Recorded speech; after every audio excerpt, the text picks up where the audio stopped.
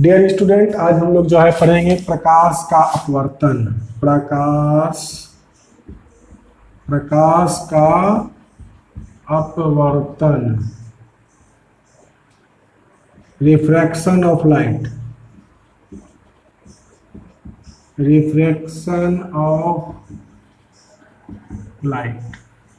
प्रकाश का अपवर्तन क्या है?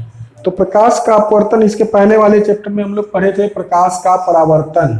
यहाँ पर है प्रकाश का अपवर्तन। प्रकाश का अपवर्तन क्या है? तो प्रकाश का अपवर्तन जो है एक प्राकृतिक घटना है जब कोई प्रकाश की किरण एक माध्यम से दूसरे माध्यम में प्रवेश करती है। जैसा कि हम लोग यहाँ देख सकते हैं, ऐसे मान लिया जाए कि यह ऊपर में जो है हमारा एयर है, वायु, और नीचे जो है हमारा जल है। तो उस स्थिति में जब प्रकाश की किरण जो है इस माध्यम से इस माध्यम में प्रवेश करेगी तो उस स्थिति में वह जो है अपने दिशा में परिवर्तन कर लेती है, और इस दिशा में परिवर्तन करने की घटना को ही हम जो है प्रकाश का अपवर्तन कहते हैं। जैसे देख सकते हैं, जैसे कोई प्रकाश की किरण है या जो आपतित किरण है जो किसी बिंदु स्रोत से आ रही है, यह जो है परावर्तक सतह से टकरा करके जब यह दूसरे माध्यम में प्रवेश करती है, गमन करती है, तो इसको जो है वह इस दिशा से होकर के जाना चाहिए था, इस दिशा से होकर के यह जाना चाहिए था। लेकिन यह होता क्या है कि जब प्रकाश की किरण दूसरे माध्यम में प्रवेश करती है तो अभिलंब से, यानी कि आपतन बिंदु से यह जो है अपने दिशा में परिवर्तन कर लेती है, और परिवर्तित करके यह जो है इस दिशा में आ जाती है। यानी कि परिवर्तित करने के बाद जो है वह इस दिशा में आगे बढ़ जाती है। तो इस प्रकार से आपतन का कोण जो है हमारा यह हुआ, लेकिन अपवर्तन का कोण यह हुआ। यानी कि आपतित किरण अपने दिशा में परिवर्तन कर लेती है, और इस घटना को ही हम जो है प्रकाश का अपवर्तन कहते हैं। तो प्रकाश का अपवर्तन जो है एक वह घटना है जिसमें प्रकाश की किरण एक माध्यम से जब दूसरे माध्यम में प्रवेश करती है तो अपने पथ से विचलित हो जाती है, यानी कि दिशा में परिवर्तन कर लेती है। अब यहाँ पर यह देख रहे हैं, यह हमारा जो है वह रेयर मीडियम है, यानी कि विरल माध्यम है। तो जब विरल माध्यम से सघन माध्यम में, सघन मतलब हो गया डेंसर मीडियम, तो सघन माध्यम से जब डेंसर मीडियम में, यानी कि विरल माध्यम से जब सघन माध्यम में प्रवेश करती है तो उस स्थिति में यह अभिलंब की ओर मुड़ जाती है, यानी कि अभिलंब की ओर आती है। जबकि दूसरा स्थिति जब हम देखेंगे तो यह अभिलंब है, और यदि कोई प्रकाश की किरण जो है वह जो है सघन माध्यम से, अगर यह हमारा सघन माध्यम है तो सघन माध्यम के साथ यह आपतन का कोण है, इसको जाना चाहिए था इस तरह से। लेकिन जब यह विरल माध्यम में प्रवेश करेगी, विरल माध्यम में जब प्रवेश करेगी तो अपने दिशा में परिवर्तन तो करेगी, लेकिन वह परिवर्तन की दिशा इस प्रकार से होगी, यानी कि रिफ्रैक्शन का कोण इतना बड़ा हो गया।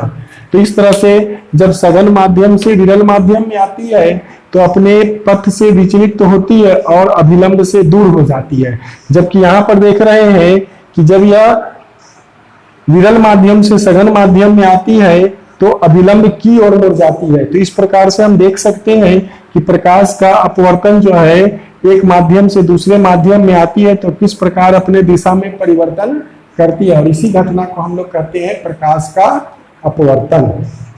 अब हम लोग देखते हैं कि प्रकाश का अपवर्तन का कारण क्या है, यानी कि क्यों जो है यह प्रकाश की किरण जो है अपवर्तित होती है, यानी कि अपने दिशा में क्यों परिवर्तन करती है। तो इसका कारण है कि प्रकाश की किरण जो है भिन्न भिन्न माध्यमों में भिन्न भिन्न चाल से गमन करती है, यानी कि उसकी गति जो है अलग अलग हो जाती है। जैसे वायु में जो है वह प्रकाश की चाल जो है 3 × 10⁸ मीटर प्रति सेकंड है, तो उसके जगह कांच में जो है वह जो है कम है, और वह 1.8 × 10⁸ मीटर प्रति सेकंड है। उसी तरह से जाकर के जल में अगर हम देखते हैं तो 2.25 × 10⁸ मीटर प्रति सेकेंड है। इसलिए जब प्रकाश की किरण एक माध्यम से दूसरे माध्यम में प्रवेश करती है तो अपने दिशा में परिवर्तन कर लेती है, अर्थात वो अपने पथ से विचलित हो जाती है। और इसका कारण यही है कि भिन्न भिन्न माध्यमों की चाल जो है वह भिन्न भिन्न होती है और अलग अलग माध्यम की चाल अलग अलग होने के कारण ही जो है प्रकाश का अपवर्तन होता है, अर्थात जो है अपने दिशा में परिवर्तन कर लेती है अपवर्तन के बाद। प्रकाश के परावर्तन में के भी दो नियम होते हैं, उसी तरह से प्रकाश के अपवर्तन के भी दो नियम होते हैं। प्रकाश के अपवर्तन के नियम, इसके भी नियम जो है वह दो होते हैं, जैसा कि हम लोग प्रकाश के परावर्तन में भी पढ़े थे। तो प्रकाश के अपवर्तन के नियम में हम लोग देखते हैं, पहला नियम जो होता है वह है कि जब प्रकाश की किरण एक माध्यम से दूसरे माध्यम में जाती है तो उस स्थिति में आपतित किरण, अभिलंब और अपवर्तित किरण, ये जो है हमारा क्या है, हमारा वह अभिलंब है। तो आपतित किरण, परावर्तित किरण और अभिलंब जो है तीनों जो है वह एक ही बिंदु पर होते हैं, यानी कि एक ही सतह पर होते हैं। आपतित किरण, परावर्तित किरण और आपतन बिंदु पर का अभिलंब तीनों एक ही सतह पर होते हैं। और दूसरा होता है प्रकाश के किसी विशेष वर्ण के लिए, क्योंकि चाल तो सबकी अलग अलग होगी, तो उस स्थिति में प्रकाश के किसी विशेष रंग के लिए, वर्ण के लिए जो है आपतन कोण की जया, आपतन कोण यह हमारा हो गया और परावर्तन कोण यह हो गया। आपतन कोण की जया और अपवर्तन कोण की जया दोनों का अनुपात एक नियतांक होता है, यानी कि हम लोग इसको बोलते हैं sine i by sine r equal to एक नियतांक, जिसको हम लोग न्यू से भी सूचित करते हैं, यानी कि sine i by sine r equal to एक नियतांक। आपतन कोण की जया और अपवर्तन कोण की जया का अनुपात एक नियतांक होता है। इसे हम लोग जो है स्नेल का नियम भी कहते हैं, क्योंकि इसे स्नेल ने खोजा था, इसीलिए जो है इस नियम को बताया था।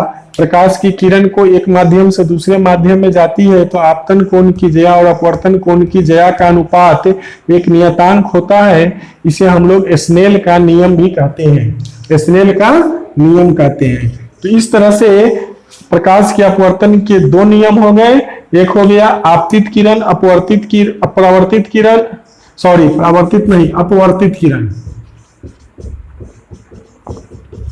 अपवर्तित किरण और आपतन बिंदु पर का अभिलंब, तीनों जो है एक ही समतल में होते हैं। और दूसरा हो गया आपतन कोण की जया और अपवर्तन कोण की जया का अनुपात एक नियतांक होता है, यानी कि हमेशा इसका मान जो है वह नियत होता है।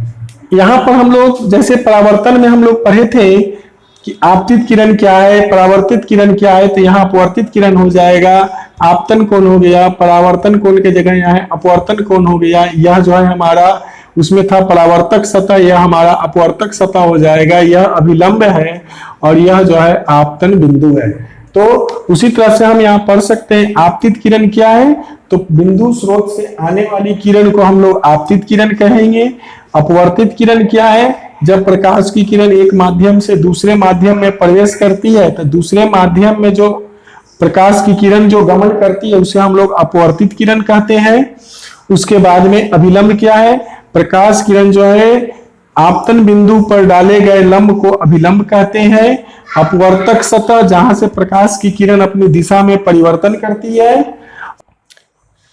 आपतन कोण देख रहे हैं, आपतन कोण क्या है, अभिलंब और आपतित किरण के बीच बने कोण को आपतन कोण कहते हैं, जबकि अभिलंब के साथ जो है अपवर्तित किरण के बीच जो बने कोण होते हैं उसको हम लोग अपवर्तित कोण कहते हैं, यानी कि अपवर्तन कोण कहते हैं। तो इस प्रकार से अपवर्तन कोण हो गया आर और आपतन कोण हो गया आई। तो इस प्रकार से हम लोग जो है जैसे परावर्तन में पढ़े थे उसी तरह से अपवर्तन में आप लोगों को यदि परावर्तन की घटना को समझ में आया होगा तो यह अपवर्तन की घटना भी आसानी से समझ में आ गई होगी। नेक्स्ट हम लोग देखते हैं कांच के आयताकार स्लैब से, कांच के आयताकार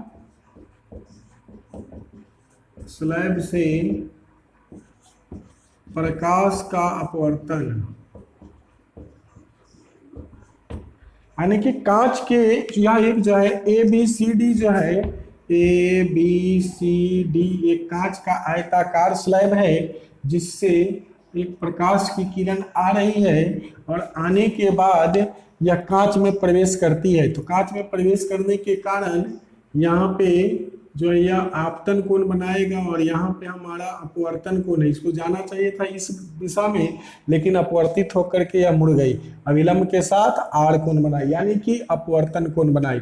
उसके बाद में पुनः जो है इसको जाना चाहिए था इस दिशा में, लेकिन यह जो है फिर से सघन विरल माध्यम से सघन माध्यम में आने के कारण अभिलंब की ओर मुड़ी, और अब जो है सघन माध्यम से विरल माध्यम में आई। यह हमारा जो है विरल माध्यम हो गया, यह जो है वह सघन माध्यम हो गया, फिर से विरल हो गया। तो विरल से सघन में आने के कारण क्या हो गया, अभिलंब की ओर मुड़ गई, यहाँ अभिलंब की ओर मुड़ गई। लेकिन जब इस बिंदु से बाहर निकल रही है तो फिर कांच से वायु की ओर आ रही है, तो सघन माध्यम से विरल माध्यम में, तो अभिलंब से क्या हो गया, इसको जाना चाहिए था इस दिशा में, लेकिन यह मुड़ गया और यह आर कोण के साथ बाहर निकल गया। तो आप देख सकते हैं कि जो प्रकाश की किरण जो है वह हमारे पास जो है आपतित किरण इस दिशा में आ रही थी, ठीक उसके समानांतर जो है वह जो है निकल रही है, यानी कि पार्श्विक दूरी के साथ, इतनी दूरी के साथ वह समानांतर निकल रही है। इस प्रकार से प्रकाश का अपवर्तन हो रहा है आयताकार स्लैब से। अगर आयताकार स्लैब कोई टुकड़ा है कांच का, तो उस स्थिति में प्रकाश की किरण का अपवर्तन की घटना को हम लोग यहाँ दिखाएं चित्र के माध्यम से, कि एक बार विरल माध्यम से सघन माध्यम में आई और फिर सघन माध्यम से विरल माध्यम में निकली, जिसके कारण प्रकाश की किरण जो है वह इतना विस्थापन के साथ, यानी कि एक जो है विस्थापन के साथ वह जो है समानांतर निकल रही है। तो यह घटना जो है आयताकार स्लैब में जो कांच का बना हुआ उसमें प्रकाश के अपवर्तन की घटना को दर्शाया गया है। और इस स्थिति में देख सकते हैं कि यह आपतन कोण जो है और यह निर्गत कोण है, इसको हम लोग आपतन कोण कहते हैं और इसको निर्गत कोण कहते हैं। तो आपतन कोण और निर्गत कोण का मान हमेशा बराबर होता है।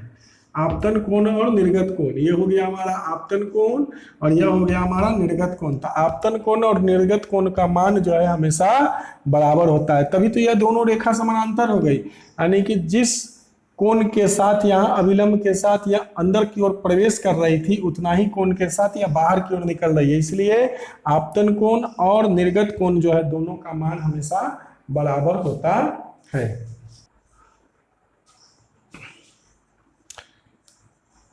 अब हम लोग नेक्स्ट टॉपिक देखते हैं। पानी में डूबी हुई छड़ी का मुड़ा हुआ एवं छोटा प्रतीत होता है। छड़ी की जगह हम पेंसिल भी ले सकते हैं। कोई भी चीज होता है वह जो है पानी में जब डूब जाती है तो वह तिरछी प्रतीत होती है, छोटी प्रतीत होती है और मुड़ा हुआ प्रतीत होता है। तो यहाँ जैसा कि हम लोग चित्र में देख रहे हैं, पेंसिल जो है या छड़ी जो है हमारा यहाँ तक है, लेकिन यह मुड़ा हुआ प्रतीत होता है और प्रतीत होकर के हमें छोटा भी दिखाई दे रहा है और इस प्रकार से दिखाई दे रहा है। तो यह घटना जो है अपवर्तन की घटना है, जिसके कारण ही जो है वह छड़ी जो है वह टेढ़ी प्रतीत होती है या छोटी प्रतीत होती है। यहाँ पर हम लोग देख सकते हैं यह हमारा वायु जो है विरल माध्यम है और जल जो है हमारा सघन माध्यम है। पेंसिल का कुछ भाग जो है पानी के अंदर है और कुछ भाग बाहर है। जैसे ही हम पेंसिल को अंदर डुबाते हैं तो उस स्थिति में अंदर वाला भाग जो है वह हमें टेढ़ा दिखाई देता है। इसका कारण क्या होता है, तो देखिए यहाँ पर चित्र में जैसा कि देख रहे हैं, यहाँ पर चित्र में जो पेंसिल का जो नीचे वाला भाग है, यह नीचे वाला भाग जो है यहाँ से जब प्रकाश की किरण ऊपर की ओर जाती है, यहाँ से ऊपर की ओर जा रही है, तो यह विरल सघन माध्यम से विरल माध्यम की ओर जा रही है। तो जैसे ही हम विलंब से जाते हैं तो यह कोण अगर हमारा आई है तो इसको जाना चाहिए था ऐसे, लेकिन यह क्या हो रहा है, ऐसे मुड़ जा रहा है। उसके बाद में एक और किरण जो आ रही है प्रकाश की किरण, यहाँ भी अभिलंब के साथ इसको जाना चाहिए था ऐसे, लेकिन यह मुड़ गई। अब जब यह मुड़ गई तो यह जब हम देखते हैं तो इसको जैसे ही हम पीछे की ओर बढ़ाते हैं तो यह जो है यहीं पे हमें मिल जाती है और इस तरह से पेंसिल का प्रतिबिंब ऊपर दिखाई देता है। तो यहाँ पे जब सघन माध्यम से विरल माध्यम में प्रकाश की किरण जा रही है, हम लोग पढ़े भी हैं पहले कि हम अपनी नंगी आंखों से हम किसी वस्तु को देख पाते हैं तो वही वस्तु देखते हैं जिससे किसी वस्तु से टकरा करके प्रकाश की किरण हमारी आंखों में प्रवेश करती है। तो उस स्थिति में पेंसिल का निचला सिरा से जब हमारी टकरा करके हमारी आंखों तक जाती है तो वह प्रकाश के अपवर्तन के कारण, यानी कि सघन माध्यम से जब विरल माध्यम में जाती है तो अभिलंब से दूर हो जाती है और अभिलंब से दूर होने के कारण जब इसे हम पीछे की ओर बढ़ाते हैं तो यह जो है कुछ ऊपर में ही कट जाता है। वास्तविक में यहाँ है पेंसिल, लेकिन इसका नोक हमें कहाँ दिखाई दे रहा है, यहाँ दिखाई दे रहा है, इसीलिए यह जो है हमें तिरछी दिखाई देती है। जैसा कि हम लोग यहाँ देखें, बार बार देख सकते हैं यहाँ पे कि यह जो प्रकाश की किरण है यह यहाँ से तो जा रही है, लेकिन यहाँ से जाने के बाद यह इधर मुड़ गई। यहाँ से तो गई ऐसे, लेकिन यहाँ से जाने के बाद इस तरह से बाहर की ओर मुड़ गई, और बाहर की ओर मुड़ने के कारण क्या हो गया कि अपवर्तन की घटना यहाँ पे हो रही है, और अपवर्तन की घटना के कारण जो है प्रकाश के अपवर्तन के कारण ही छड़ी या पेंसिल जो है वह टेढ़ी दिखाई पड़ रही है।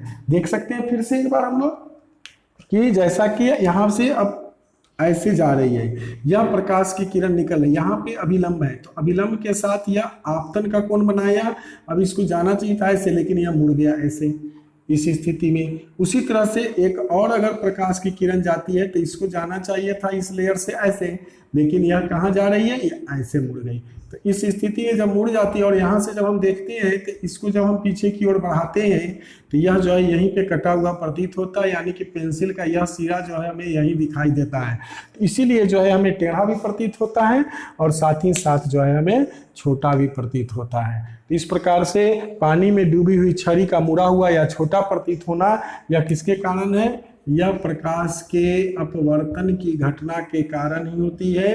अपवर्तन की घटना के कारण ही, अपवर्तन घटना के कारण ही ऐसी संभावना है कि वह टेढ़ी प्रतीत होती है या तो फिर मुड़ी हुई प्रतीत होती है।